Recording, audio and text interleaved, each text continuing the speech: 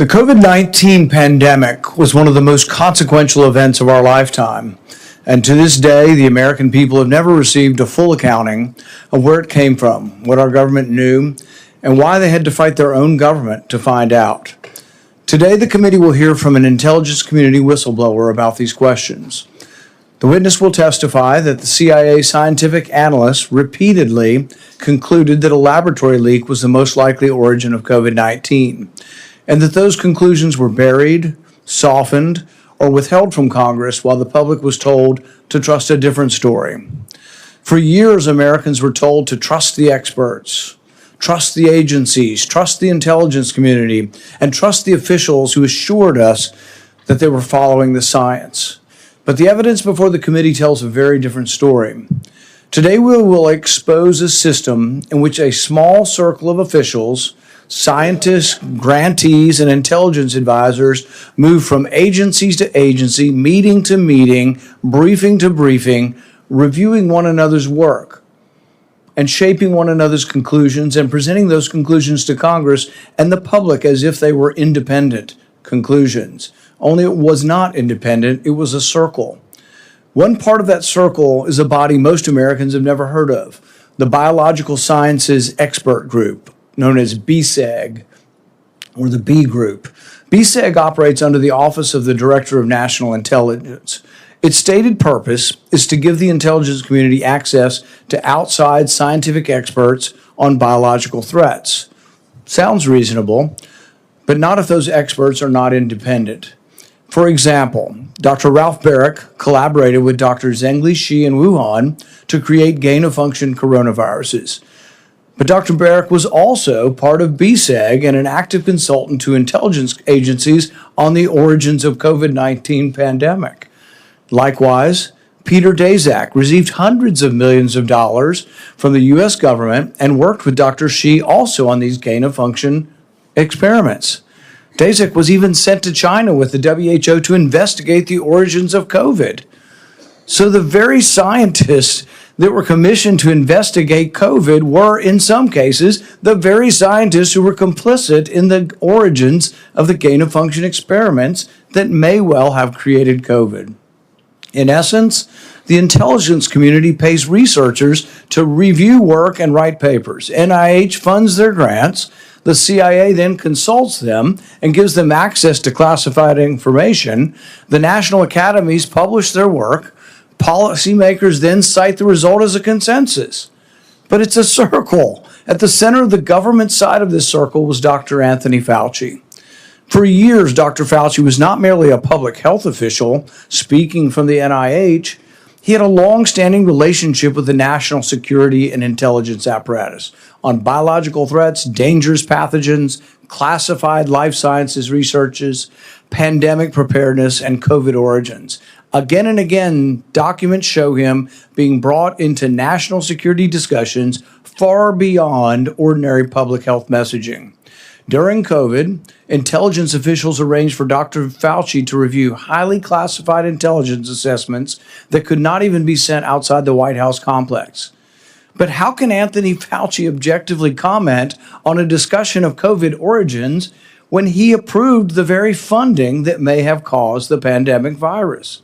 From the outset of the pandemic, Dr. Fauci shaped the conclusions. Dozens of times, he referred to the idea that the pandemic originating in the lab was a conspiracy, that it was a conspiracy theory. Dr. Fauci convened the now infamous February 1st, 2020 call. Some scientists on that call privately raised serious concerns about a laboratory origin. Yet, ironically, those same scientists later co-authored the proximal origin paper, which publicly dismissed the lab leak hypothesis. One author received a $9 million grant from Dr. Fauci's own agency after he changed his opinion from lab leak on the private phone call to natural origin in public. At the same time, Dr. Fauci coordinated with the national academies on coronavirus origins and public-facing messaging. These were not independent experts reaching a consensus. They were part of the same machine, designed to reach the same conclusion. The question is not whether the government may consult experts.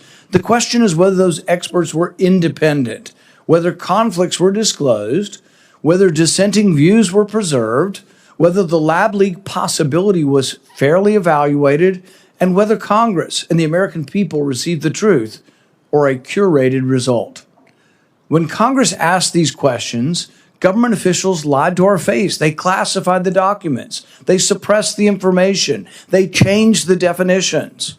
They invoked sources and methods. They told Congress only what they wanted Congress to know. In 2023, John Ratcliffe, the former Director of National Intelligence, testified before Congress with a stark warning.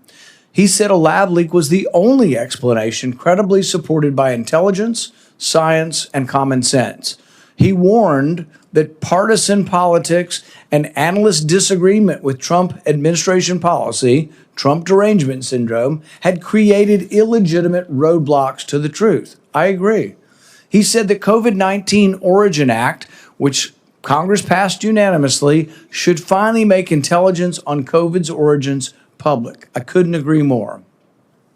Despite a unanimously passed law, though, requiring the declassification of all information related to COVID origins, the deep state still resists this congressional mandate.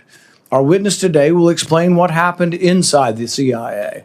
According to his testimony, CIA scientific analysts concluded multiple times between 2021 and 2023 that a lab leak was the most likely origin of COVID-19. Yet those conclusions never shaped the official narrative, never made the intelligence report. Congress was never told. It was not until after the 2024 election that the outgoing Biden administration directed the CIA to issue an assessment, not because of new intelligence, but so officials could walk out of the door claiming there was nothing left to find. That is not analysis, that is a cleanup operation. This hearing is about more than one witness, one assessment, or one agency. It's about a federal apparatus that told the American people to trust the science while hiding the machinery that shaped the science. It's about an intelligence community that relied on outside experts whose conflicts were never disclosed. It's about public health officials with access to intelligence that Congress has struggled to obtain. It's about researchers and advisors cycling through grants, contracts, classified briefings, federal service and advisory committees, and presenting the results as independent, even though they weren't. The cover-up is not just about protecting one research grant, it's about protecting an entire network of labs, grants, intermediaries, and bureaucratic architecture quietly engineered to outlast any moratorium, any congressional inquiry, and any election. After millions died, children lost years of learning. Small businesses were destroyed. Civil liberties were restricted, and dissenting Americans were censored and smeared. The government owes its people the evidence. Our witness is testifying publicly today at great personal risk. He and other brave whistleblowers have come forward because the truth was being buried, because government secrecy cannot become government impunity. I want to acknowledge the Trump administration officials who made good on their commitment to transparency and cooperated with this investigation. Secretary of Health and Human Services Robert F. Kennedy, Director of NIH Jay Bhattacharya, Director of the National Intelligence Tulsi Gabbard, and former Secretary of Homeland Security Kristi Noem. They set a standard. I expect the rest of the administration to meet it. We owe the American people a complete record. We owe every family harmed by this pandemic a government that does not hide behind secrecy, conflicts, and curated science when the stakes are life and death. In public, starting today. I want to note for the record that Mr. Erdman is appearing today pursuant to a subpoena issued by this committee on May 5th, 2026. This is a public hearing. The witness is a current CIA employee and has previously provided testimony to the committee in a classified setting. If a question calls for classified information, or if the witness believes any answer may implicate classified information, the witness should advise the committee before answering, and the committee will address the matter through the appropriate procedures.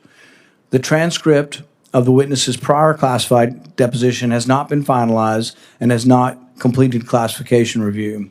Members and the witness should not quote from, characterize, or seek confirmation of deposition testimony that may contain classified information in this public setting. It is a practice of this committee to swear in the witness. Will you please stand and raise your right hand? Do you swear that the testimony you will give before this committee will be the truth, the whole truth, and nothing but the truth? So help you God. Thank you. You may be seated.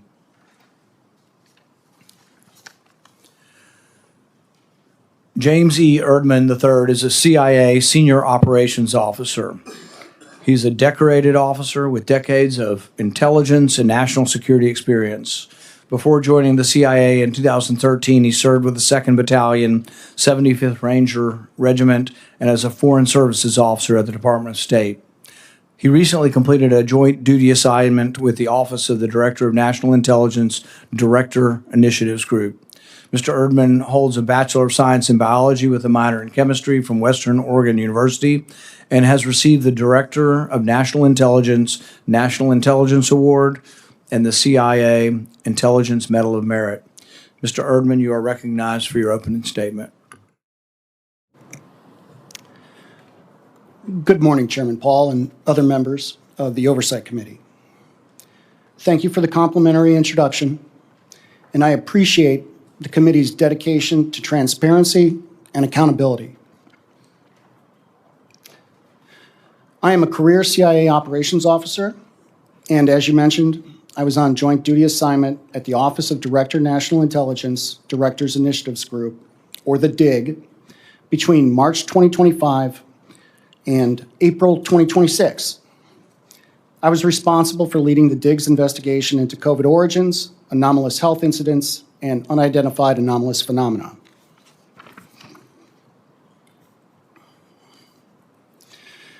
I'm here today to discuss the COVID cover-up, the national security implications associated with the DIG's investigative findings, and CIA refusal to comply with lawful oversight, as well as how we remedy these problems. Intelligence community leaders and senior analysts downplayed the possibility that the COVID pandemic originated as a result of a lab incident. Motives are difficult to define given the scope of the DIG's review. Intentional or not, the IC's actions resulted in a cover-up, wasted resources, and a failure to properly inform policymakers. Public health policy would have been very different had the American public been made aware that a virus from a lab in China was going to serve as the foundation for an emergency use authorization mRNA products being mandated by the former administration.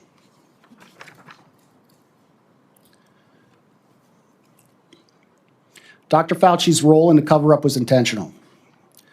Dr. Fauci influenced the analytical process and findings by leveraging his position to ensure the IC consulted with a conflicted list of curated subject matter experts, public health officials, and scientists. This included some of the authors of the paper, The Proximal Origin of SARS-CoV-2, and other public health experts who have been in his orbit for the last 20-plus years. Some of the scientists were part of the Biological Sciences Experts Group, or the BSEG, an office of Director National Intelligence Advisory Body, whose members often receive considerable funding from NIAID and public health agencies.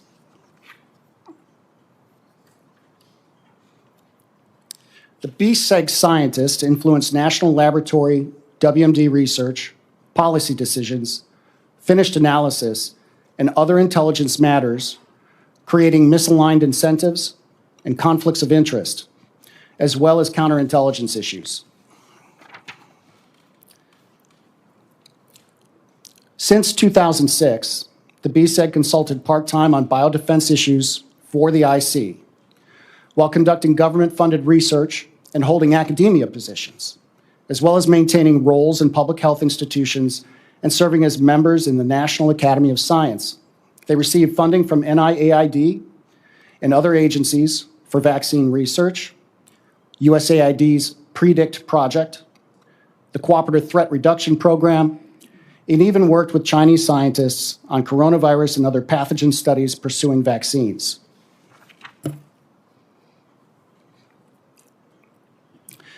There was no oversight monitoring how this web of relationships influenced research, policy, and public health in any holistic way for over 20 years.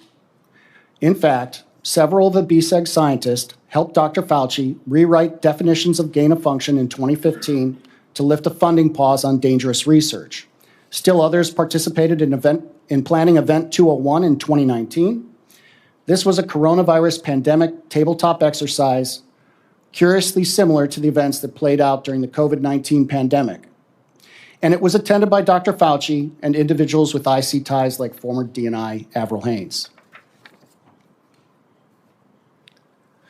The CIA and DNI analytic managers responsible for examining the origin of COVID made decisions inconsistent with the conclusions of subject matter experts and analytical tradecraft, consistently favoring the theory of zoonosis or natural origin. Following the CIA's COVID relook that culminated in 2023, the CIA retaliated against analysts supporting the lab leak hypothesis.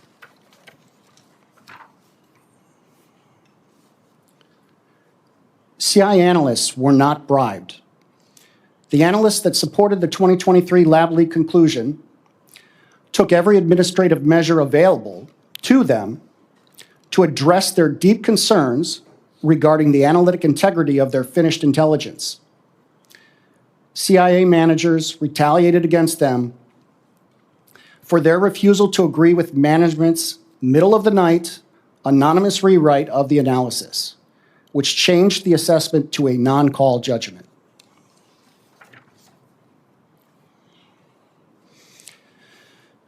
Dr. Anthony Fauci's influence over the IC's COVID origin analysis and the witting and unwitting role some BSEG scientists and IC personnel played in the cover-up exposed why this issue is of deep concern. Failure to address the United States government's inability to differentiate between public health and biodefense, and the oversight-resistant ecosystem of life science actors has been fertile ground for increasingly dangerous continental United States gain-of-function research, as well as similar research conducted in U.S. government-supported labs abroad. Post-9/11 changes in public health and biodefense roles and responsibilities have blurred the lines between scientists, the military, the intelligence community. It has resulted in a deliberately opaque and excessively redundant biodefense research policy and financial infrastructure, seemingly intended to escalate bureaucratic bloat. This is a national security crisis caused by the inability to provide real oversight.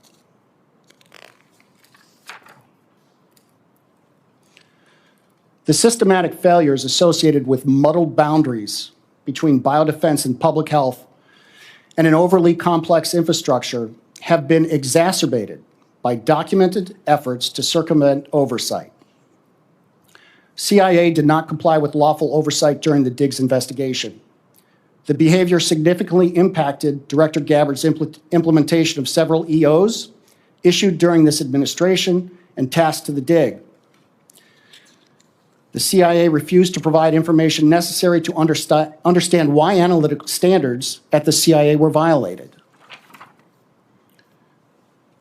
The CIA illegally monitored the computer and phone usage of Dig personnel, their investigations, and contact with whistleblowers.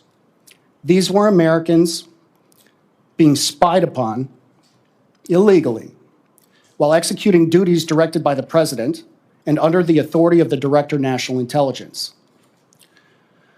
One CIA contractor assisting with the Diggs investigation into the events that transpired between 2022 and 2023 was fired by the CIA one day after meeting with the Dig.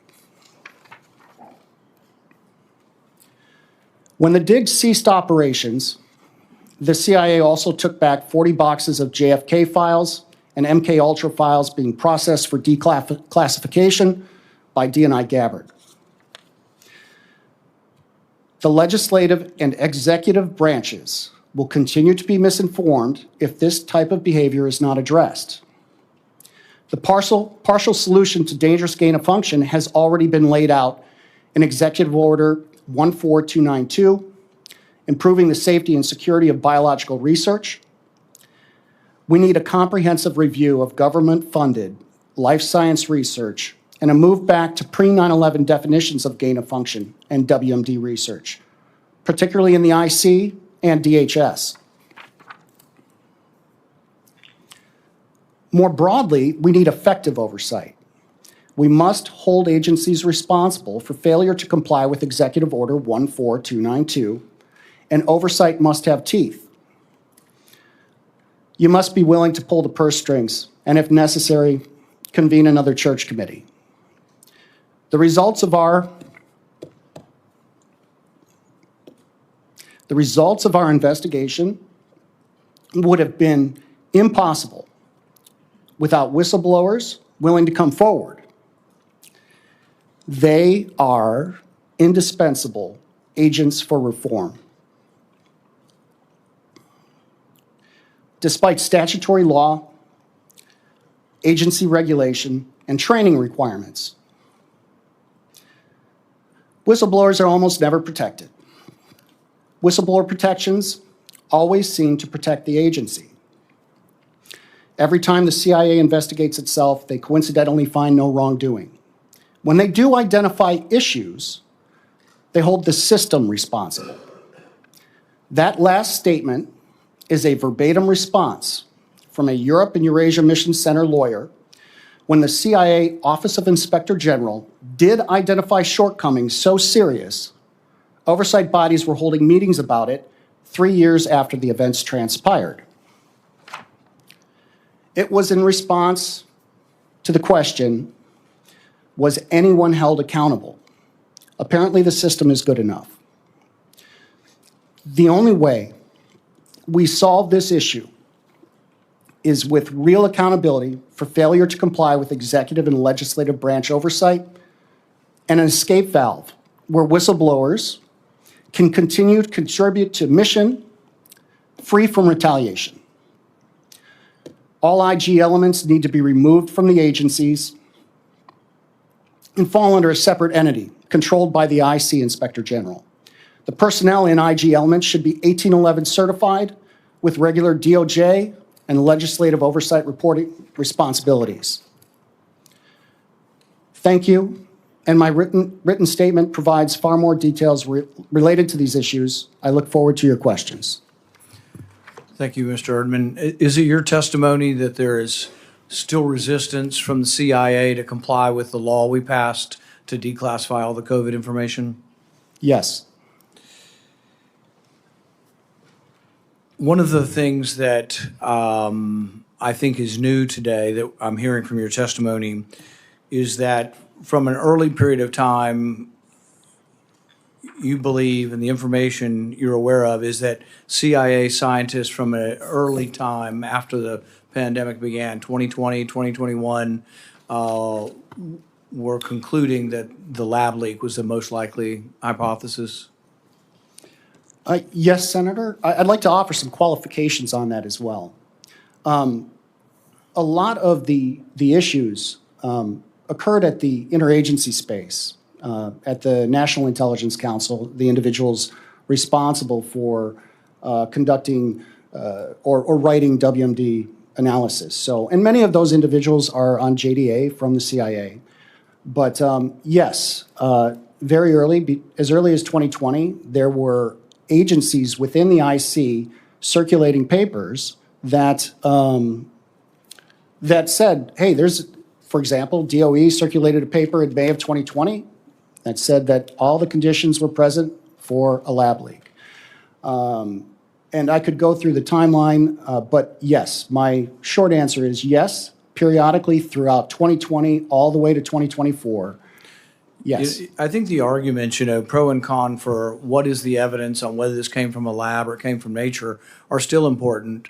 So for years, we've been asking the CIA to produce the scientists, either in a classified setting or a public setting, to discuss the arguments. I don't see any reason why the arguments should be classified.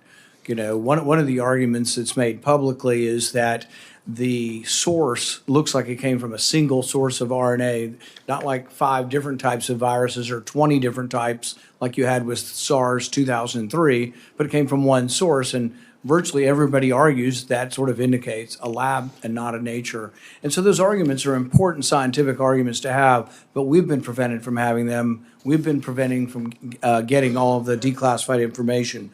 But what I think is of importance that's new today is that your testimony is that the CIA scientists were concluding that it was lab, but then with this, there was a 90-day study in 2021, and this study was done by NIC, led by NIC. Tell us what NIC is again. It's the National Intelligence Council, and individuals responsible for writing various WMD and bio-related issues led that. So when they had this study, they had CIA scientists telling them, look, the evidence, the scientific evidence looks like it came from the lab. But then they brought in Anthony Fauci.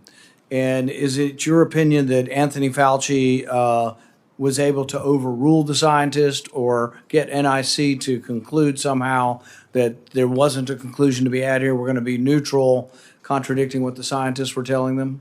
So there's 2 questions there, and I want to break them up into 2. One is, where were the injection points, Dr. Anthony Fauci? Where did Dr. Anthony Fauci and when did he inject himself into the IC? And the other half of that question, if I'm, and I don't want to extrapolate too much here, is okay, what happened with why was there a change in analysis? So I'll start with if it's okay, Dr. Paul, Sure. Senator, I'll start with Dr. Anthony Fauci. There were 2 instances. On 3 February 2020 and 4 June 2021, Anthony Fauci had contact with the interagency. And how to sort of broadly generalize this is that contact was happily pursued within the IC. They wanted that contact. And he provided a curated list of subject matter experts, which coincidentally wrote The Proximal Origin of SARS-CoV-2. So it's not like he came in and said, you have to do X, Y, and Z. He provided recommendations. It's when you look at what has already been publicly released about Dr. Fauci, and then what you're seeing under the curtain at the IC, where you realize, okay, there is a narrative that was being generated by his contact, not just with experts here in the United States, but experts in Australia and the UK. And that's the public-facing piece. And, you know, he had tried to sort of keep his hands clear of, I didn't have anything to do with the proximal origin of SARS-CoV-2.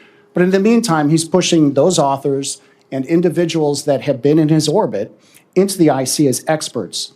And I'll jump to June 2021. We as the IC at the NIC happily pursued those recommendations. And in one email, which I'll describe to you, the person in charge of leading the 90-day study, he introduced himself to the community that on what they were supposed to be doing, and then the community said, listen, we've got these people we should be talking to, and another very senior NIC officer sent a direct email to him saying, hey, considering that Dr. Fauci is a public health expert, are you sure we should be relying on this? Shouldn't we have a separate set?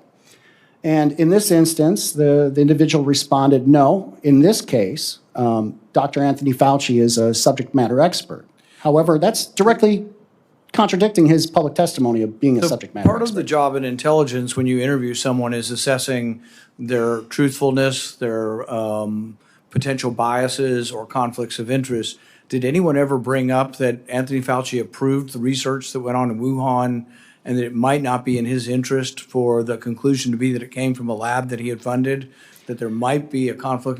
Did anybody ever bring up that he might not be an objective witness? That was one example of an email. No one laid it out quite that clearly. You're piecing it together. We were piecing it together from multiple emails, from multiple agencies, multiple documents.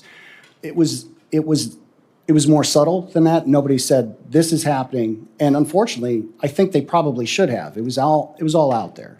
But your conclusion is that changing from the scientific consensus of it being from a lab to a neutral position by the CIA was significantly influenced by Anthony Fauci? It was significantly influenced by Anthony Fauci's injecting himself into the IC.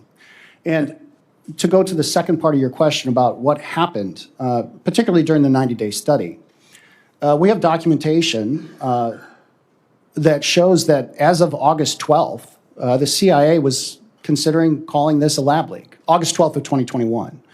And then that changed on August 17th of 2021. Right. And unfortunately, because the CIA would not provide us documentation that we asked for, we have no idea why that changed. And that's And they weren't alone, because we know the FBI was coming to the same conclusion that it was lab leak, as well as the FBI. Senator Ernst? Thank you, Mr. Chair. Really appreciate you being here today. I know that this has been a topic for many of us for many years, and we continue to get pushback from the federal government as we're trying to uncover the truth to this matter.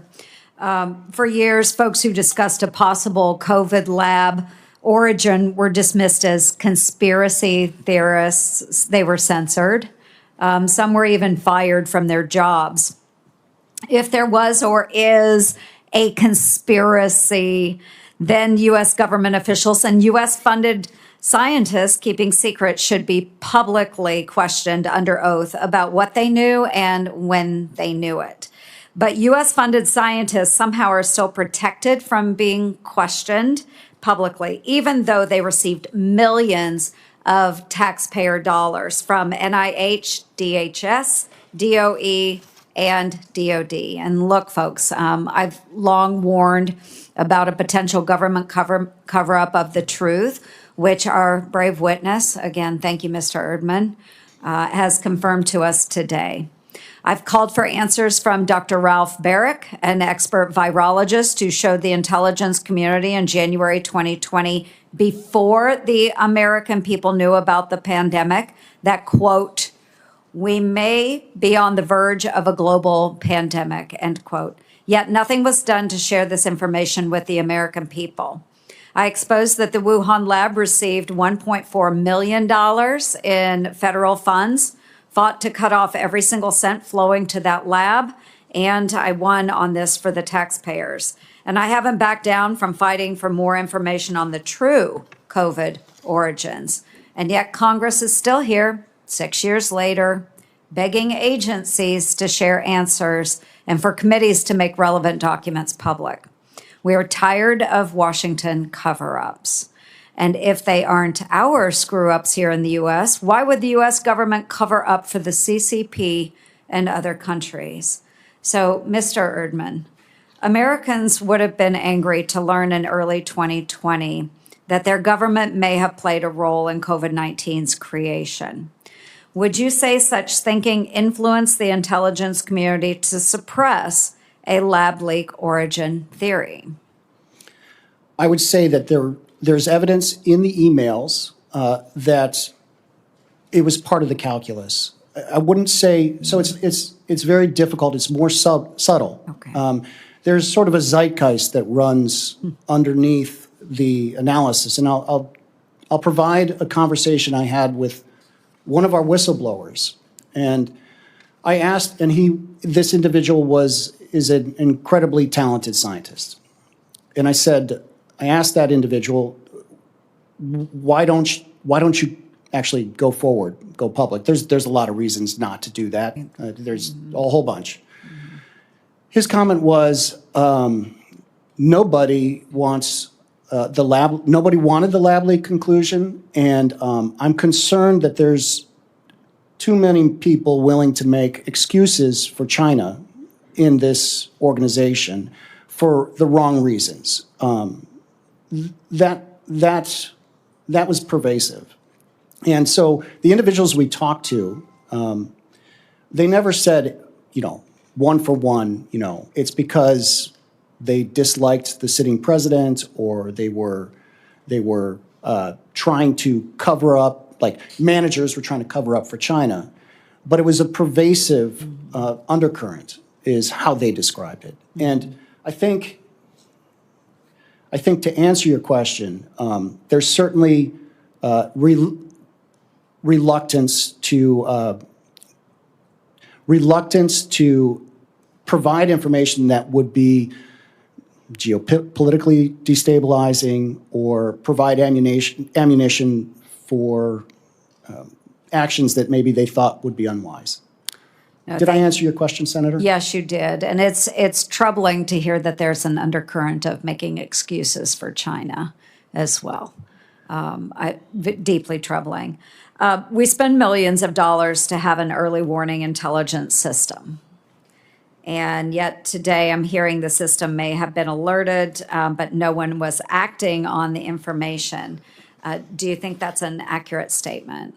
I can't speak to the health agencies. I can say that the IC was certainly aware early on that it looked like there might be an issue. And so the intelligence that had come in, I don't think they sat on it. I don't think they sat on the intelligence. Now, that speaks to maybe a broader issue with the interaction between IC elements and non-IC elements. Maybe there's some improvements that could be made there, but I didn't see the IC sitting on information extraordinarily long. Okay, it could have been agencies then extraneous to the IC. Right, and you know, the bureaucracy is real. I mean, it's just every day sometimes feels like a fight just to get simple things done, and that's just part of working in a large organization. So I'm not making excuses. I'm just saying from the intelligence perspective, I think they identified fairly quickly that this might be an issue.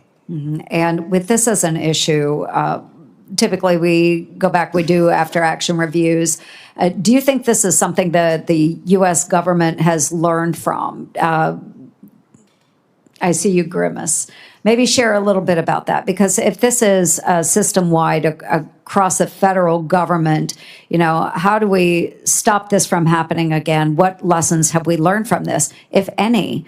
You're still coming forward as a whistleblower. So what have we taken away from this, and how do we prevent this from happening in the future, whether it's, you know, the spread of a pandemic or, you know, what happened within the agency? So I really don't want to go beyond IC too much, because I'm not part of like the health establishment. I'm not in that organization. But part of the reason the DIG was pulled together as a task force, it was a temporary tool to perform something like an after-action review and get at the bottom of what happened. And if you're asking me, did we learn anything? Well, the problem is we did not receive support from the CIA in terms of, and I've documented in my transcribed interview, and I don't want to go into the specifics of that, but there were very specific lists of information we needed so that we could put into context what happened. And so, no, I don't think we've learned our lesson when it comes to transparency and reform.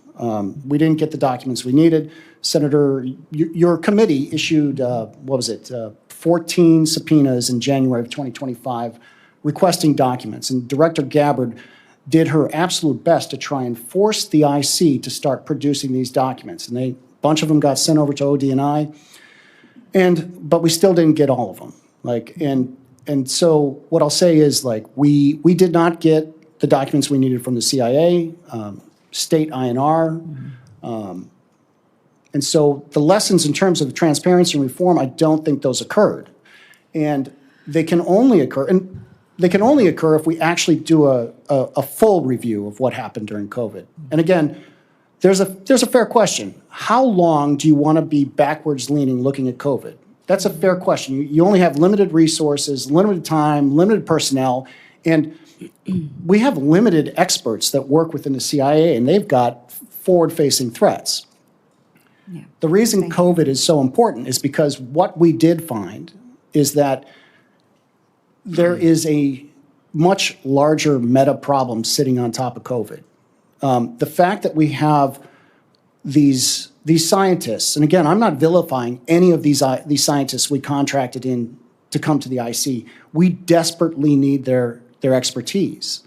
And so when we invite them in, we're inviting them in because we want their help. And so we need them. Mm-hmm. But those same scientists, it's this ecosystem that has a lot of money involved. You've got they're involved with the National Academy of Science, for example, some of them. And, National Academy of Science also helps with our WMD policy for the U.S. government. Unfortunately, the National Academy of Science also has a great number of Chinese researchers that co-publish. And so if we're not careful, we're going to have Chinese researchers helping us draft U.S. WMD policy. That's not a good thing. You've got the Counter Threat Reduction Program that involves some of these IC scientists. And once you start cross-pollinating like that, being able to tease out and really provide proper oversight becomes so difficult. And you're talking about also multiple funding streams from multiple different places. It's a very complex problem. COVID, we need the AAR so that and it already pointed to the bigger problem. So maybe that's enough, but we need that. Thank you, Mr. Erdman. Thank you, Mr. Chair. Senator Ernst, one thing I would interject as far as lessons from my perspective is the scientists overseeing gain-of-function research can't be the scientists receiving the money. Right. So we voted last year on the Risky Research Review Act. It'd be a presidential commission, but the scientists that oversee gain-of-function would not be receiving NIH grants. Part of it is that Fauci had a fiefdom, this enormous fiefdom, and he was controlling the funds, but then there was a danger of that he doles it out to people who agree with him, and I think that was happening. Yeah, Senator Moreno. Point well taken. Thank you, Mr. Chairman. Mr. Erdman, first of all, thank you for your service to our nation in the past, current, and future. Quick question for you, because I've obviously never been in the CIA. Is it easy to be a whistleblower? Is it easy to kind of think about, hey, I'm going to go outside the normal chain of command, or does it come with personal risk, career risk, et cetera? I do not believe whistleblower protections are sufficient to protect whistleblowers. So it's not easy. So it's not easy for you to It be is not here, easy. especially you're serving now today.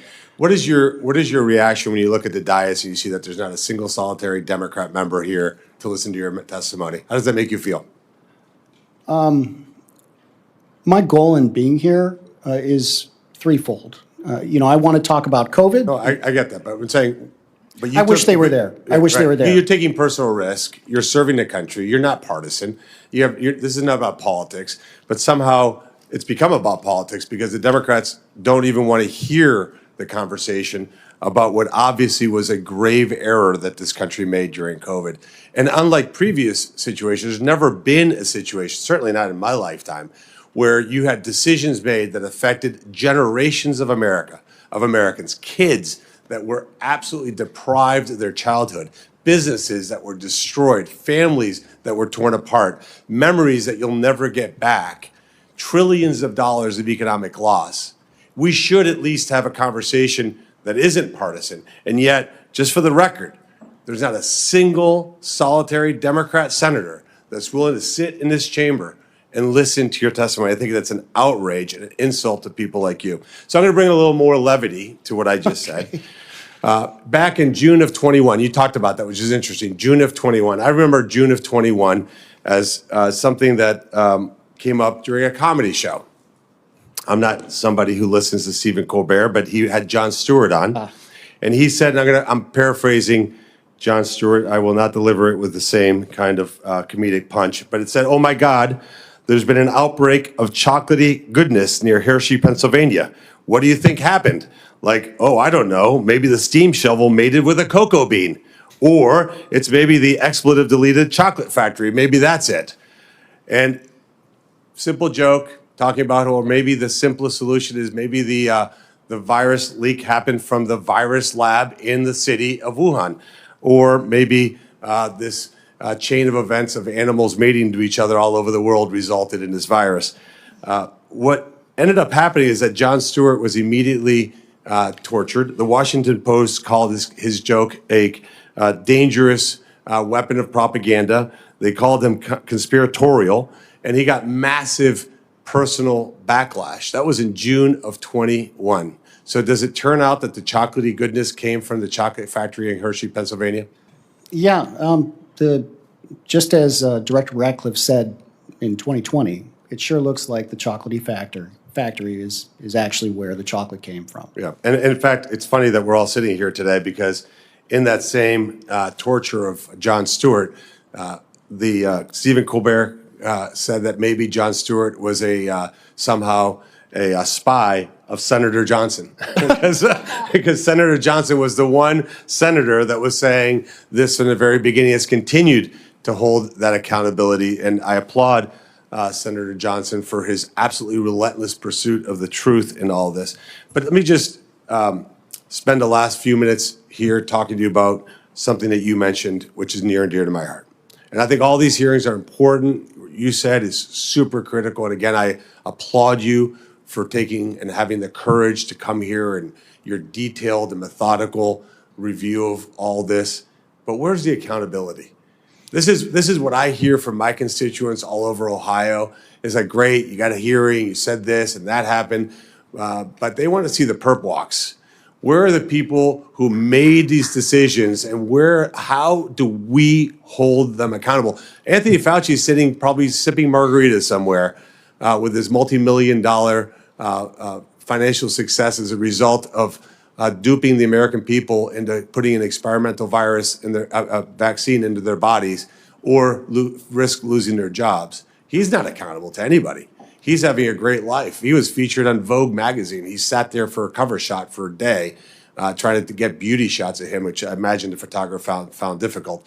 Where do you think that we are on a path to accountability? So I don't work at DOJ, and so I can't speak to prosecutions or perp walks or any of that stuff. But what I'll say is, and I want to go back to the first thing you mentioned here about the American public. I think, and this is my opinion, I'm not expressing myself as a CIA officer or on loan to DNI, whatever it is. I think we really want both Democrats and Republicans to show up and communicate and cooperate on issues, because part of the most important, and you all know this, legislative branch, they have some power of oversight. You guys are not, you can't make DOJ prosecute anybody. You can reach across the aisle, and you can try and get these people to pull the purse strings when agencies are behaving poorly. And, you know, from my perspective, and I don't mean to criticize anyone, we need the legislative branch to start pulling purse strings. It's got to be with teeth if you want accountability. And this is perfect. This forum here is perfect. It's about the transparency piece. Can't act unless people know. On the accountability side, I can tell you that Director Gabbard is doing her best to pursue accountability with all of the investigations that were undertaken by the DIG. And, you know, we can serve everything up, and it's up to DOJ to take action at that point. And I can't speak to DOJ, but yeah. No, I understand that. And I think what the American people would even expect at a minimum is just an apology for putting the country through this, not giving the proper information. I think that would go a long way. But certainly there was clearly bad actors. Mr. Chairman, you talked about the conflicts of interest. The way you described it is very nice, but ultimately it's corruption. I mean, when somebody's getting paid to give an opinion that's not fact-based, and it leads to personal gain, that's just flat out corruption. And what makes America unique is that we don't allow that kind of corruption in our government. And so I think ultimately where this all has to land is there has to be explicit accountability for individuals who profited off of the misinformation, the shaming of Americans, and the systematic destruction of lots and lots of things in this country. Thank you, Mr. Chairman. Thank you, Senator. Senator Johnson. Thank you, Mr. Chairman, and another excellent hearing. I feel your pain and frustration in terms of trying to do oversight investigation and issuing subpoenas that are not responded to, certainly not in full, barely responded to generally. What responses we get are generally non-responsive responses, just a bunch of bureaucratic gobbledygook. So, again, I appreciate your efforts, though. Mr. Erdman, I appreciate you coming forward. One thing I know as former chairman of the full committee, now as chairman of the permanent subcommittee investigations, is we do not protect whistleblowers. We have laws dating back over 100 years, and the government is the worst offender in terms of retaliating against whistleblowers, even though there's all kinds of these legal protections. So I appreciate you doing this. I'll also note, because nothing shocks me anymore with our colleagues from the other side of the aisle, but I'm shocked that not one of them showed up here. I think one showed up to register his attendance and then gone. I agree with you. It is well past time for us to have a church committee. We're not going to get bipartisan support for a church committee. There's no curiosity on the other side about what's happening inside the deep state. And that's really my question. Who is running the deep state? I've got example after example in agency after agency. Very, very legitimate oversight requests. I subpoena documents. You don't get squat. Now, I asked for your testimony last night, and I realized, and I really appreciate the fact that the committee staff and Chairman Paul is very, very concerned about retaliation against you. Apparently, they didn't clear your testimony here at the CIA. Is that true? No. So you're appearing as a true whistleblower, publicly right off the bat. I'll do, and I'm sure Senator Paul and the staff will do everything we can to prevent retaliation. What is your game plan after this? You're done with the in DNI and the DIG organization. What do you plan going back to CIA? I returned to CIA on, was it April? I'm back at CIA. I just took a couple of weeks vacation after it was a long year and I was tired, so I took some time off. So were you welcome back? I just arrived and I've got a desk and they're talking to me about what comes next. I mean, do you have any concerns about me keeping this? Because originally we said you can't keep this after the hearing, but it sounds like now I can keep it. I mean, do you have a concern? Because again, I don't want to harm you in terms of what you've written here. I haven't had a chance to go through it yet. You can keep it. Okay. Should we distribute this publicly? Please hold on that. For the time being, I will. John Radcliffe was very helpful when he was in that position at DNI. Now he's director of the CIA. What is preventing the CIA from totally cooperating with the DNI? I don't know. What would you say? You've been in the CIA. Who's running this show? Here's what I'll say. We had requests. We have a formal process that we sent those requests over, and I detailed in the transcribed interview the dates and what those requests were for. It appeared to be bureaucratic slow rolling until the government shutdown happened. Well, that is the technique they use. Yes. I mean, they look at every administration or every director of CIA, and if they don't agree with them, this too shall pass, right? They just wait them out. I mean, that's happening right now in both of our investigations. So, again, I'm calling for a church-like commission. We'll call it the Paul Johnson Commission, okay? We need to figure out who runs the deep state. But in my final 3 minutes, because I held what I thought was a blockbuster hearing 2 weeks ago. It was very good. And this is on my investigation in terms of the harms done by the COVID injection. And I'm going to talk about it right now because it's not being covered by the legacy media. Alternate media, yes. Fox News, Fox Business has had me on. I went on, supposed to be on CNN last week. And I sent them my report and told them that's what I want to talk about. They canceled the appearance. Oh, that's not why. Sure it is. So this is what, and I can do this in 2 minutes and 20 seconds. This is what we uncovered. This is what is being covered up by now the legacy media. On March 1st of 2021, Dr. Peter Marks, head of CBER, the organization within FDA that approves vaccines and also is supposed to surveil those vaccines post-market for safety, was given a multi-page briefing by the main data mining analysts within FDA working with the inventor of the algorithm they used to analyze the VAERS, the Vaccine Adverse Event Reporting System. That briefing told Dr. Marks that the current algorithm, because of the nature of the massive number of claims coming into VAERS, by the way, from 1990 until 2020, on average, about 280 deaths were reported in VAERS associated with the vaccine. 2021 is over 21,000. Nothing to see here. But anyway, so they're using an algorithm. They were warned that this algorithm, because the Moderna and Pfizer are so close together, the way they're analyzing is going to mask and hide safety signals.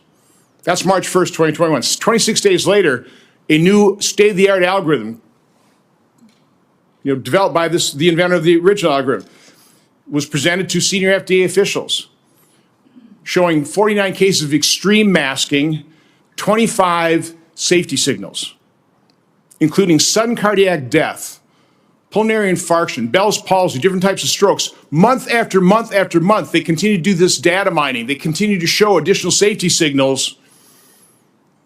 Did Peter Marks, did Anthony Fauci, did President Biden go to the American public and say, hang on here, we've got some data, we've got some concerns? No, no.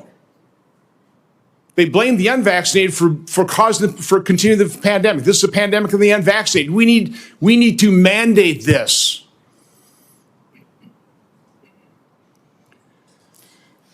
This is what government does. This is what the deep state does. I can't explain it all. My investigation now, because I finally got documents. This would never have happened if we didn't have documents. And by the way, just like we found that David Morin's email that now has resulted in prosecution, where he has a FOIA lead, you showed him how to make emails disappear, send me something sensitive to my Gmail. We have the same types of evidence in our report. We need to get to the bottom of this, and right now I'm just using this moment. I need the mainstream media, CBS, ABC, CNN, to step forward and start covering what is a major scandal. How many thousands, tens, hundreds of thousands of people are permanently disabled or possibly lost their life because our FDA hid the fact that there were safety signals screaming at them with the COVID injection? So again, you can't answer all my questions in terms of but we need to figure out who is running this deep state. Thank you, Mr. Chairman. Senator Johnson, I completely concur with the call for a church committee, but I'll tell you how difficult it is. Church committee was like 1975, 50 some odd years ago. I've been trying to get the classified version of the church committee for over 2 years. But I'm being blocked by the Intel committee, including someone from our own party is blocking having me. They've shown me a room with 400 boxes, and I can go look in all the boxes to see if I can find it. My staff's not allowed to go in the room, but they will not reveal to me something that's 50 years old that should be declassified for the public, much less for me. Maybe we should go together. It probably only takes us about 4 or 5 years to dig through all the boxes. That's right. Senator Hawley. Thank you very much, Mr. Chairman. Mr. Erdman, thank you for being here. In March of 2023, the Senate unanimously passed legislation requiring the Office of the Director of National Intelligence to declassify all, I believe the exact language is, declassify any and all information related to potential links between the Wuhan Institute of Virology and the origins of COVID-19. I have some familiarity with this legislation because I wrote it. It passed the House unanimously.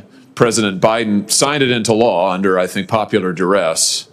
As you may remember, well, first of all, are you familiar with this law? Oh, of course, yes. As you may recall, it set a statutory deadline of just a couple of months later, which the Biden administration promptly ignored and blew through. When they finally did release the report, I think we've got a picture of it here that'll appear over my shoulder. It was all of 5 pages. Yeah. Here it is. Wait for it. 5 pages. Remember, the law says any and all information. 5 pages, heavily redacted, even the 5 pages. I think one of those pages is like a cover note or something. Yeah, here it is. The executive summary, 5 pages. This is, according to the Office of the Director of National Intelligence, this is any and all information related to COVID-19 and the Wuhan Virology Lab.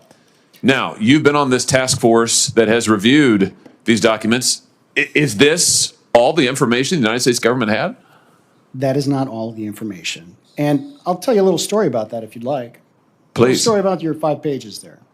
So there was a classified report being written at the time all of this was going on. And I assumed as I'm reading through the documents that they would just take that classified report, which didn't look like that, and they would just redact it. And because I'm reading through the documents, but that is not what happened. They decided to write a different paper instead of what was already. Who you say they? Who's they? The National Intelligence Council. The National Intelligence Council was at the time that the law passed was doing a thorough review or doing a review. We don't know how thorough. How many pages? You've been on this task force. You've gotten a sense of, if it's not 5 pages, how many pages worth of information would you guess the United States government was in possession of related to Wuhan lab and COVID possible links? I can tell you that Director Gabbard is working through, I believe, 2,000 pages. 2,000? They're trying to get released in the first batch. This is the law states yes, any and all, but there's still the requirement to run it through the different agencies to ensure that there's not some sources and methods. But there's like 2,000 pages. 2,000 pages. 2,000 pages. I want to show you what Avril Haines, Director Haines, said to me when I wrote to her, Senator Braun and I wrote to her following this outrageous, ridiculous report. She wrote back to me and said, well, we declassified only what we could without endangering sources and methods. Only what we could. 5 pages of summary that itself has redactions. The 5 pages have redactions. And you're telling me there are literally thousands of documents. Why are they hiding all of this material? I can tell you that the interagency process of declassification is highly bureaucratic, and that is being worked. And I think you saw just a few days ago, Director Gabbard released some information about the labs. Was Director Haines, Avril Haines, was she involved in making the decision not to release the material? I don't have any proof that she was involved in the direct decision. I have no emails saying that directly. But it was her office, and it's her signature on the letter to me. It's her office that sent the 5 pages. She's the one who said, this is what we have. This is all we have. You're telling me there were 2,000 plus documents. No, I'm they telling sent you us that 5. the first swath of documents that we're looking to, there's many more than that. I got you. Many more. Let me tell you what this so-called 5-page report, what it said in its substance, to the extent there was any. They said, number one, that nothing that was researched at the Wuhan lab could plausibly be a progenitor of SARS-CoV-2. Number two, they said there is no evidence of any research-related incident involving Wuhan employees that might have been related to the pandemic. Now, in your experience, given what you have seen, are those true statements? Some of that would have to be covered and classified, but no, they're not true. If we wanted to get into details, I don't believe that's true. So the United States government first deliberately violated a law passed by Congress, signed by the president, that ordered them to release all information related to the Wuhan lab, number one. Number two, they then violated the law again by withholding thousands and thousands of pages that they had at the time and knew were covered by the law. And number three, the conclusions, so-called, they released to the public are false. If that is not a cover-up, I don't know what is. And if our elected officials and unelected officials in this case, in the IC and ODNI, if they can get by with blatantly violating the statutes of this country and lying to the American people, I'm sorry, but we don't have a democracy anymore. I don't know what it is, but it's not a democracy because we, the people, aren't in charge. These people are in charge, and they're lying to us every single day. You said in your opening statement that Dr. Fauci, speaking of someone who's not exactly a truth teller, that Dr. Fauci intervened to put his thumb on the scale of what information the intelligence community, the IC, could review when they did their initial assessments of whether or not the Wuhan lab was linked to COVID. What exactly did he do? So let me clarify that. So he reached in and he provided this list of scientists and subject matter experts that we should talk to. And it's not like he's saying, you will go talk to them. He doesn't have the power to do that technically.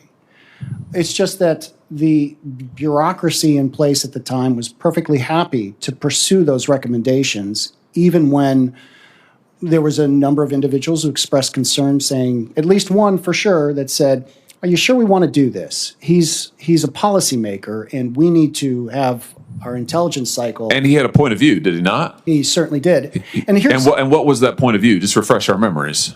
He believes it's natural origin. He still does. Of course. I mean, he said this over and over. Now, he would have reason to, given that he supported gain-of-function research to the Wuhan lab, lied about it to Congress, lied about it repeatedly to the chairman, as I recall. So his hands are dirty in this. And yet here he is intervening behind the scenes. It's bad enough that he's out there misleading the public. Behind the scenes, he's trying to intervene to stop our own intelligence community, who are supposed to work for the public, from actually accurately assessing the evidence. This is unbelievable. This is unbelievable. And then people wonder, gee, why are the American people not trusting of elected officials. I wonder, why are they? I'll tell you why, because we are repeatedly lied to by these people. Lied to and lied to and lied to. I want to thank you, Mr. Erdman, for your testimony. I just want to note, I think we've only scratched the surface here. Thank you, Mr. Chairman, for calling this hearing. And I just want to point out, when you've got a witness who's saying under oath that the report that the government issued lied to the American people, that it is false, we've got a big problem in this country. We've got a big, big problem, and we haven't begun to solve it yet. Thank you, Mr. Chairman. Senator Moody. Thank you, Mr. Chairman. I think this is one of the most important hearings we will hold during this administration. I think when the country went mad, and I don't care if you consider yourself a blue state or a red state, the country went mad, and people were craving leadership and leadership that truly was based on science, not someone that alleged they were following science and seemed to care more about controlling the public. I think this is one of the most important hearings, and I think everyone that actually showed up today, and you see who is here involved and taking part in this hearing, are the ones that want, on behalf of the American people, who are, by the way, are supposed to be in charge of the United States of America, want to get to the bottom of what happened, and not just because that's right, so that the people that are in charge of this nation understood what happened, but so that this never happens again. And if we are trying to prevent a government that is trying to control a populace based on nothing, based on no justification, and making sure that that never happens again, I just want it to be very clear to everyone in this room or anyone who has taken the time to watch that cares about their country and understands what it means to protect freedom. I just want them to see who showed up today and who is participating and who has thanked you for coming out bravely and disclosing these facts, what happened, and your opinion based on your years, decades of experience. I, for one, hailing from the great free state of Florida. Florida used to be known for flamingos. We're now known for freedom. That is because what took place over the last administration, and when churches were closed, when businesses were closed, when schools were closed, when people were shut up in their apartments, when families were prohibited from socializing and gathering, many were kept from their loved ones when they died, all under this guidance of government leading based on science. We really have to go back and question that, because that cannot happen in this country. And I think many of us that were in charge at the time question how we ever allowed that to happen. And certainly in Florida, I am so proud, along with Governor DeSantis, we led against that tide in many respects. And when people were still being told to stay at home, don't let your kids go to school, don't go to church, all of these things that seem insane right now, we didn't. We stood up for the truth. We tried our best to discern what was true, what was not, what didn't make sense. And let me tell you why things didn't make sense. And first of all, you had your Secretary of HHS, which was basically invisible, checked out. Those are words of the Biden administration at the time. Officials from the Biden administration said Secretary Becerra was invisible, checked out, an unfortunate choice for the role. And then you had Dr. Fauci, who came out and contradicted himself constantly. At one point, he even admitted later, he told people shouldn't be walking around with masks on. And later he said that was because we were trying to control the supply for healthcare professionals. It wasn't based on any science. But then later he told everyone to wear masks repeatedly. The 6-foot rule seemed to have been just crafted out of thin air with no basis in science whatsoever. In fact, he said that rule sort of just appeared when he testified, and that guidance on the shutdown of schools and small businesses was arbitrary and not based on any science. So I just want to make sure the American people hear that. You had a government who's supposed to be limited and stay out of people's lives, coming in and offering guidance. Many times it was done under mandates to close businesses, people's livelihoods, to keep children from being educated, to keep people from expressing their faith and gathering to show freedom of religion and their faith and expression. I mean, unbelievable what happened during the COVID years. I was so proud of my state, along with Governor DeSantis. We launched a grand jury investigation because the federal government sure wasn't doing it. And we got to the bottom of some of this, what was being said publicly by those that we had trusted in these positions, and how that was not actually the truth. And the science, that was where the name the Free State of Florida has come from. And I'm so glad now to be here as one of the newest United States senators, bringing that experience, that grand jury investigation, everything that we did differently in Florida and stood up to the madness. Because that is how the people remain in charge of their government.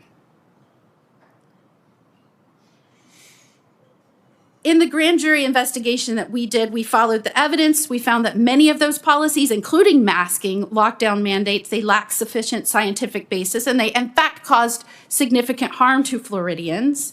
The same grand jury found a pattern. I'm quoting the grand jury here. This is a nonpartisan group acquired from the community to judge facts, a pattern of deceptive and obfuscatory behavior from both Big Pharma and the federal agencies charged with regulating them with respect to the COVID vaccines. So it appears from everything that we found from our own investigation, an unbiased, totally separate review of what was being said publicly by the federal government compared to what was actually based in science.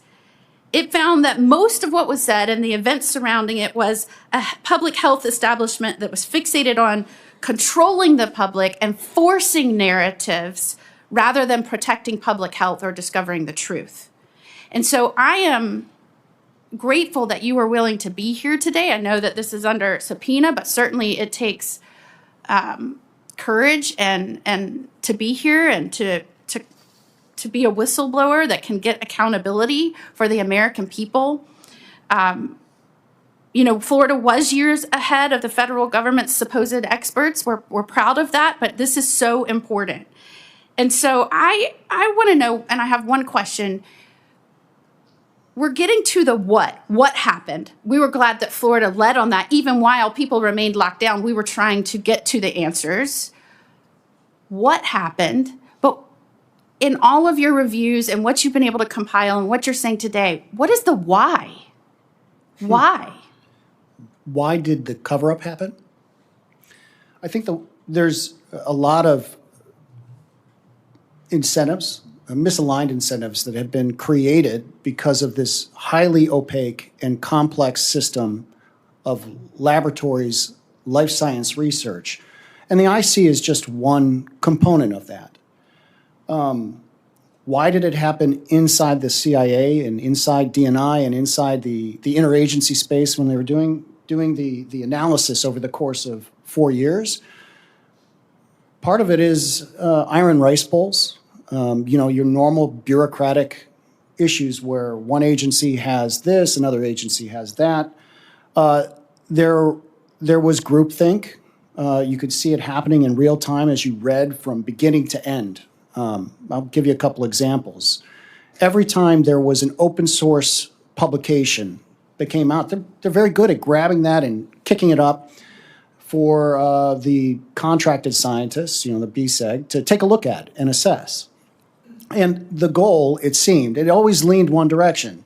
They never took the publications from Sorensen and Dalglish, who came out very early. I think it was July 2020 that one of the best papers written was open source by Sorensen and Dalglish. They never took those papers and said, wow, we've got a lot here, we need to make sure we get this added in. Or Dr. Stephen Quay, for example, who had a lot to say about COVID origins. It was always one direction, and because the interagency space seemed intent on pushing it that way. And why the interagency space? I think the interagency space, I'm talking about the National Intelligence Council and the people responsible for that.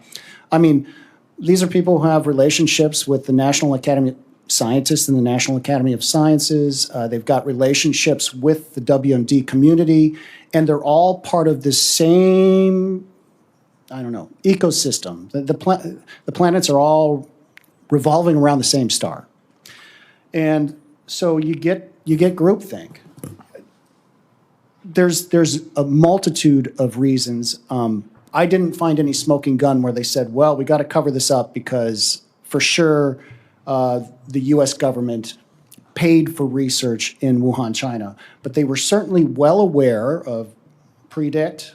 They were well aware of the diffuse proposal that had circulated. And they had those products available to them. I think you get enough people shouting something down, it gets shouted down. And that happened repeatedly. I do want to just, if I can take just a moment, particularly about the scientists that are brought forward. I really want to emphasize a couple things. And one of it is we can't vilify these scientists. I'm going to give a very short anecdote, and I hope I'm not going over on time or anything like that. But when I got hired to the CIA, I can't tell you how proud I was. I really couldn't believe that they hired me. I'm sure there's some friends who are like, yeah, I can't believe it either. But they hired me because they saw potential to be able to be somebody who could recruit spies and steal secrets. That's my job. Imagine you're a scientist. Imagine the US government comes to you and says, listen, sir, you are a specialist in a field no one else knows about. And in fact, a PhD is, the whole point of a PhD is to push beyond what's known further than anybody else in a very rarefied field. Imagine you're a scientist and the CIA comes up to you and says, or the NIC, the intelligence community, comes up to you and says, you're special, not because we see potential, but because we know you're special and we need your help. We can't vilify these people who wanted to help. We can, however, boy, I might be contradicting myself here, but the system definitely needs a look because the system has been put in place now and you've got these same people that we've said, you're important to the IC. We just haven't done the proper work to ensure that those people who are important to the IC aren't cross-pollinated all over in other places so that they can incentivize the kind of research that we need done or the white papers we need written. We have to have a holistic overview. And I think it's really hard to have like one agency do their review, another agency do their review, the legislative branch do their review. You know, in this case, it is a team sport. So one answer also, Senator Moody, to your question about the why. You know, people think, well, gosh, was there a conspiracy where all these evil people had their hands together and they were conspiring to do something bad? And I think George Carlin put it the best. He said it isn't required that you come up with a conspiracy where interests converge. And I think the interest is we funded a lot of dangerous research. Accidents have happened. This was an accident. In all likelihood, this was an accident. Even the Chinese probably didn't want this to happen in Wuhan. It was an accident. But the interest is that if you funded that research for 10 years, wouldn't I logically want to ask you why? You know, why you did this funding. And so there are dozens of people throughout government who did cover this up, maybe hundreds. But they don't even know each other necessarily, but they had a hand in funding this research through the years. They've been in favor of it. It's been a big debate. For 20 some odd years, there's been a huge debate, maybe longer. People think this is the first virus that got out. One of the most, it's not as much reported, but one of the most famous viruses that got out was the Russian flu of 1977. And we're not sure it came from Russia or where it came from. But the interesting thing is nobody over 24 got the flu. Zero, not one person. Why? Because the Russian flu of 1977 had the exact same RNA structure as a flu in 1953 that had been kept in a lab somewhere. How do you get an identical virus 30 years later? Viruses mutate every couple of months like COVID has. There is no way to have an identical virus unless you got it from a lab. So proof positive that the 1977 flu actually came out of a lab. An accident, once again, an accident. There's a woman who's written about this. I think her last name is Young. She says that over a period of years, like 1,500 major accidents that she's cataloged. So it's not only about malfeasance, it's about safety of these labs. In fact, some people were finally convinced that this came from Wuhan because it was a BSL-2 instead of a BSL-4 for much of the time, that it didn't have enough safety precautions. But even the safest one, the 4, still has accidents. So maybe some of these experiments, we ought to reconsider whether we do them. Thank you, Mr. Chairman, and it just goes to show why it's helpful to have a doctor as our chairman. You could also be a witness. Thank you. We're going to conclude pretty quickly. I'm going to give Senator Johnson another chance if you have another question. I've got a quick question, then I want to go someplace else. In September 2023, we apparently had a CIA whistleblower come forward, and there are news articles written about this, that 6 of the 7 analysts to describe this were bribed to change their analysis. Is that true? No. So there's some clarifications on that. What is true, and I thank you for bringing up this question, Senator Johnson, because this is one of the things I wanted to make sure the record was corrected. So, and if I have just a few minutes here to sort of talk through this, there was new information that came out in 2022, and it forced the community to try and conduct a relook. There were 10 CIA scientists, I'm talking from the CIA side now, not on the NICS side, 10 CIA scientists that were said, why don't you go ahead and do a COVID relook? On that team, there were 7 SMEs, subject matter experts, technical experts with, lab experience, medical experience. And so they began their relook. And by the time they wrote their paper, they wrote a paper and they said, we're assessing this as a lab leak. 8 of the 10, according to multiple whistleblowers, 8 of the 10 were definitely leaning in on lab leak. They sent that paper, that draft paper, up to the Weapons and Counterproliferation Center front office and said, take a look. And magically, a new report shows up that allegedly contradicted the information that had come in earlier that year. The multiple people we spoke to said, yeah, it didn't really contradict it.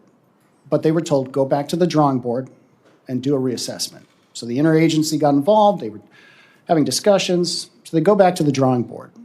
And by the time 2023 rolls around, they've got their answer. They say, 6 of the 7 technical people on that team. So there's 10 people on the team. 6 of the 7 technical experts say, yep, we still think it's a lab leak. We still think it's a lab leak. And they were sticking to their guns. Management changed the analytic line. They changed the conclusion to a non-consensus call. Actually, worse than that, they said that the exact words were, I don't want to get this wrong.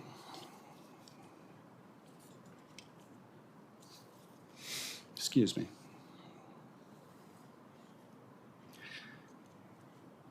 We may never precisely know the origin of SARS-CoV-2.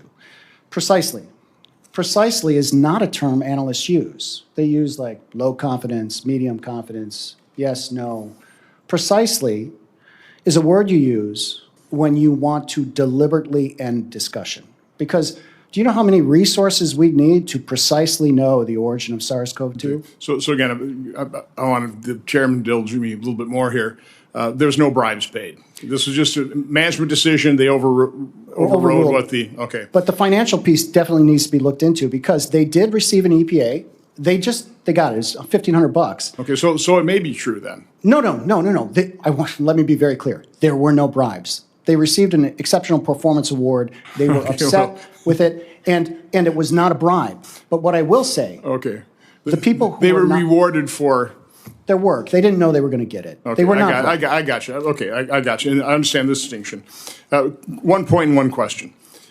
Just received this from Liz Lyon, the CIA Director of Public Affairs. The committee acted in bad faith by subpoenaing an agency officer for testimony today without notifying CIA. Despite having already obtained closed-door testimony from the individual previously, The witness testifying today is not appearing as a whistleblower in pursuit of the truth, but instead in response to the subpoena issued by Chairman Paul. This proceeding amounts to nothing more than a dishonest political theater masquerading as a congressional hearing, as the CIA has already assessed COVID-19 most likely originated from the lab leak, and efforts to undermine that conclusion are disingenuous. I'm calling on CIA Director Radcliffe and this person to apologize to Chairman Paul and this committee. This is not political theater. I have years and years and years of built-up frustration of agencies like the CIA, Department of Justice, the FBI, HHS, snubbing our oversight, giving us the big middle finger. And that really leads me into my question. You talked about how proud you were. Okay, I can imagine that. My belief is I'd say most people serving in government, all these agencies, are doing good work. They're patriots. Why aren't there more people like you? I mean, you saw Josh Hawley's, Senator Hawley's, the 5-page snub, the 5-page middle finger saying, any and all, this is it. And people inside the agencies know that's not the truth. They know that is a big, fat lie. What happens inside the agency that people, good Americans, patriotic Americans, people who believe in democracy, witness that and realize the agency they're working for is lying bold-faced to legitimate congressional oversight, legitimate congressional investigations to the American people? What is causing this? Two answers. One, we need more leaders like Director Gabbard, who pulls together a task force of people to actually pursue this, despite the difficulty in wrangling agencies to do the right thing. I think the second thing I'll say is it's a minority of officers. I mean, most of the people joining the CIA are barrel-chested freedom fighters. Like, they're out there wanting to do the right thing. As you matriculate upwards into the bureaucracy,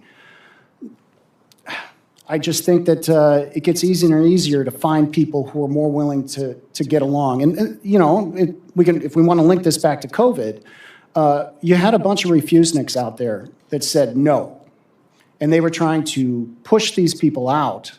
And what you really need in these organizations, like, you know, you can't have the whole organization saying no to everything because nothing gets done. But you got to retain the people who are sometimes a little more difficult to deal with, more willing to say no over and over. And I think we've created a milquetoast bureaucracy. You know, when I first joined the agency, the chiefs of offices had a lot of power, you know, and then modernization happened, and they watered everything down, and the accountability piece has to be there. Otherwise, this is just going to keep happening. Well, again, I appreciate you coming forward. Again, I'm calling on Director Radcliffe and that communications person. This committee, this chairman needs an apology. This is not political theater. This is serious oversight work. This is what the American people need to see. And I just wish our Democrat colleagues had any level of curiosity what's happening inside the deep state. Thank you, Mr. Chairman. Thank you, and I completely concur. And I would also like to respond to the CIA spokesman. They say that we have already obtained closed-door testimony. Well, closed-door testimony doesn't provide oversight. Public testimony provides oversight. We have asked them for public testimony and for oversight. We would love to have the scientists, the 6 or 7 scientists that were commissioned to look at this, we'd love to see their report. Why would we not be allowed to see their report? I can't even read that in private. But that should be public, the science. If there are sources and methods, mark them out, redact them. But we should be able to see that. But for them to have the gall to say, oh, we allowed the witness to testify in private and that should be enough. No, you were told by Congress unanimously to declassify this material, and you send us 5 pages. Imagine how many, you mentioned maybe 2,000 pages.